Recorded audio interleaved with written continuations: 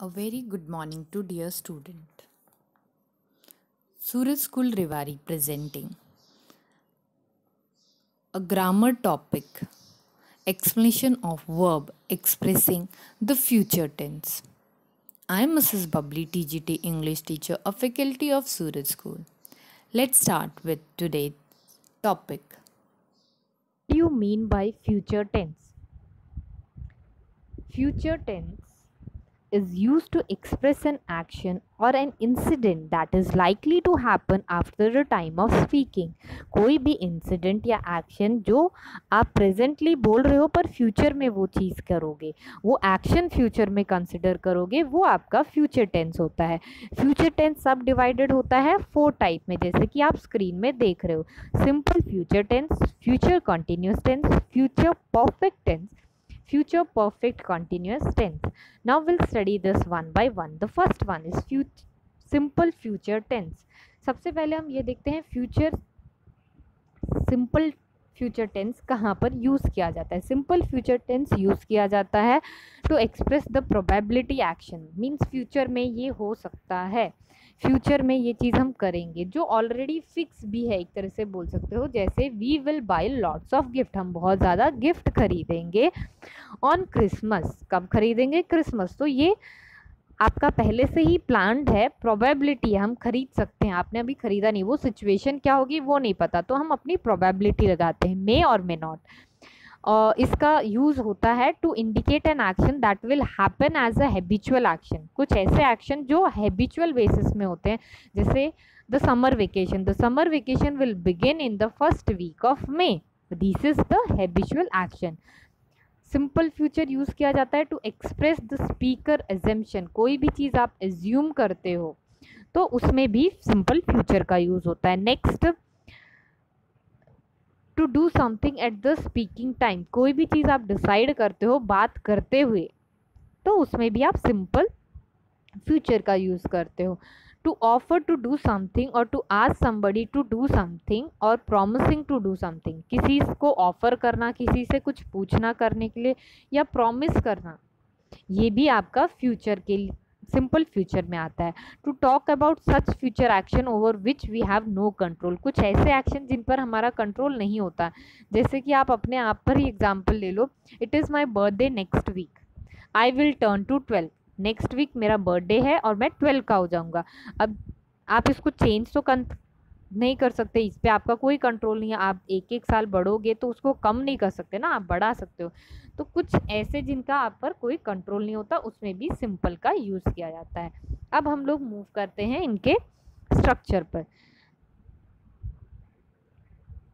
इसमें आपके आते हैं पर्सन, जैसे आई और वी, इनके साथ आपका दोनों यूज़ होता है। शेल भी यूज़ हो सकता है और विल भी यूज़ हो सकता है।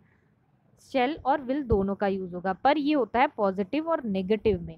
अगर इंटेरोगेटिव सेंटेंस आता है, वो चाहे पॉजिटिव इंटेरोगेटिव हो या नेगेटिव, तो आई और वी के साथ हमेशा शेल का यूज़ किया जाएगा, विल का यूज़ नहीं किया जाएगा। एक बार और रिपीट कर देती हूँ मैं।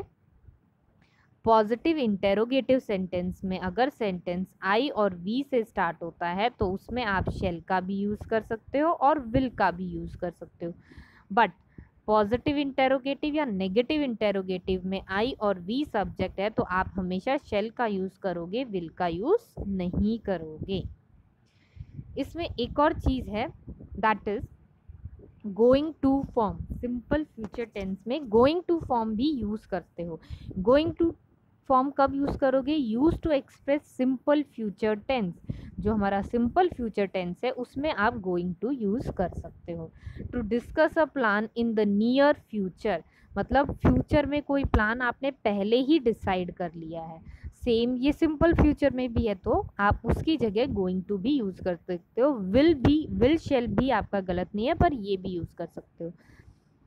To talk about what seems likely or certain when there is something in the present tense which tells us about the future। कोई भी चीज़ प्रेजेंट टेंस में है पर वो फ्यूचर के बारे में बता रही है, तो भी आप use. To express an action which is on the point of happening. कोई भी ऐसा एक्शन जो कि हाँ अब होने वाला है, पॉइंट ऑफ हैपनिंग में आप बता रहे हो, तो भी आप इसका यूज़ करोगे। फिर से हम वापस चलते हैं द रूल्स। अब मैं यहाँ पर आपको रूल्स एक्सप्लेन करने वाली हूँ। रूल्स इन द सेंस एक तरह से स्ट्रक्चर्स आपको बताए जाएंगे। सो फर्स्ट आपका है पॉजिटिव अफर्मेटिव सेंटेंस अगर है तो फ्यूचर टेंस का क्या रूल्स होगा। Simple plus will shall plus base form of the verb means verb first form plus object. जैसे example Aman and Priya will go to school. Negative में करने के लिए क्या ऐड कर देते हैं आप, बस नॉट ऐड कर देते हो, हेल्पिंग वर्ब के बाद नॉट का ऐड कर देते हो और सारा सेम रहता है। Same goes to positive interrogative. Interrogative या तो WH से स्टार्ट होना चाहिए या फिर ऑक्सिलरी वर्ब हेल्पिंग वर्ब से स्टार्ट होना चाहिए। तो यहाँ पर विल शेल आगे चला गया है, सब्जेक्ट पीछे चला गया है और सेम रूल है। Move on to future continuous tense. अब मूव करते हैं फ्यूचर कॉन्टिन्यूस टेंस पर। फ्यूचर कॉन्टिन्यूस टेंस कब यूज किया जाता है? To express a continuous action in future at a given moment. कोई भी एक्शन कंटिन्यूसली हो रहा है तो उसमें यूज करते हैं। जैसे एग्जाम्पल अगर मैं आपको देती हूँ, I will be driving to work in my new car tomorrow. Means I will be driving, मैं गाड़ी चलाऊंगा, to work in my new car tomorrow, अपने न्यू कार में वर्क करने के लिए। So that is the continuous, आप करोगे वो चीज़ कंटिन्यूअस रहेगी। सो इसके लिए होता है to indicate an action that has been plan और is certain to happen in future, जो फ्यूचर में होगी और आपने पहले से ही प्लान कर रखा है। ये चीज़ सेम एज सिंपल की तरह यहाँ भी आएगा, बट इसके रूल्स हैं subject plus will be shall be. पहले क्या था? विल शेल था, इसके साथ बी लगा दिया। कंटिन्यूअस में क्या किया है आपने? बी वर्ड का यूज़ किया है और यहाँ पर वर्ब फर्स्ट फॉर्म के साथ आईएनजी आएगा। वर्ब फर्स्ट फॉर्म के साथ आईएनजी आएगा। यहाँ पर ओनली वर्ब फर्स्ट फॉर्म था, यहाँ पर एक्स्ट्रा क्या हुआ है? बी और वर्ब की फर्स्ट फॉर्म के साथ आईएनजी भी लगा दिया है आपका। नेगेटिव सेंटेंस देखते हैं। Subject plus will not, will के बाद नॉट लगाया है और फिर बी वर्ड हुआ है प्लस वर्ब फर्स्ट फॉर्म, उसके बाद सारा सेम रहेगा। Same goes to positive, helping verb आगे आ जाएगा, subject will go back. Now move on to future perfect tense. Future perfect tense का यूज कहाँ होता है? To indicate an action that will have been completed in future before the given time. जो time given था work के लिए उससे पहले ही फ्यूचर में कंप्लीट हो गया है, तब हम परफेक्ट फ्यूचर टेंस यूज करेंगे।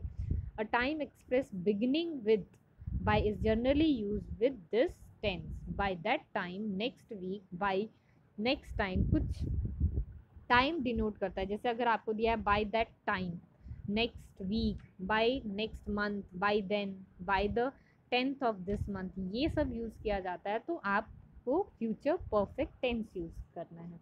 क्लियर है? फ्यूचर परफेक्ट टेंस कब यूज़ करोगे? जब जो टाइम गिवन है उसमें काम कंप्लीट किया जाता है या फिर उससे पहले कंप्लीट किया जाता है। इसमें कुछ वर्ड्स आते हैं, by that time, by next month, by then, ये वर्ड्स आने से आपका सेंटेंस फ्यूचर परफेक्ट टेंस होता है। इसका स्ट्रक्चर देख लेते हैं।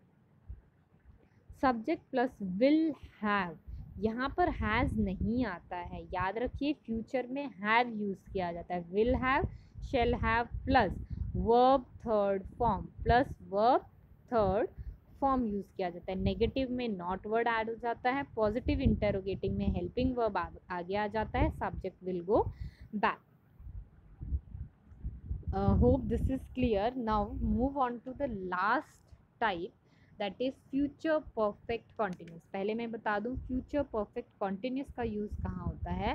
ये यूज़ होता है to express the action which will begin before a definite movement. कोई भी मूवमेंट दिया गया है उससे पहले ही बिगिन कर देता है। Will continue up to that movement, और लास्ट मूवमेंट तक वो continue, and will be in process even at that movement. और जब आप बात कर रहे हो उस मोमेंट में भी वो चल रहा है और फ्यूचर में भी वो चलेगा। फॉर एग्जाम्पल, एक एग्जाम्पल देते हैं। My brother will have been living abroad for 5 year this September. इस सेप्टेम्बर से 5 ईयर से ब्रदर वहाँ पर रह रहा है और वो वहीं पर कंटिन्यू कर रहा है। तो प्रेजेंट में भी वहीं पर है वो। सो प्रेजेंट में भी वो चीज़ कंटिन्यूस चल रही है तो उसको फ्यूचर परफेक्ट कंटिन्यूस बोलते हैं। इसके रूल्स देख लेते हैं। विल हैव, सेम जैसा आपने क्या किया था, यूज़ किया था फ्यूचर परफेक्ट में, विल हैव शेल हैव, यहाँ पर भी विल हैव शेल हैव है, बस उसके साथ बीन लगाया है। और कंटिन्यूस हमेशा याद रखिए verb first form plus ING आएगा। नेगेटिव सेंटेंस में नॉट ऐड कर दिया है after the helping verb. Positive interrogative में हेल्पिंग वर्ब आगे आ जाता है और सब्जेक्ट पीछे चला जाता है and it will be the same. This is for this chapter. I hope everyone understood this. Now I will be giving you the exercise based on chapter 4. Thank you student. Have a great day.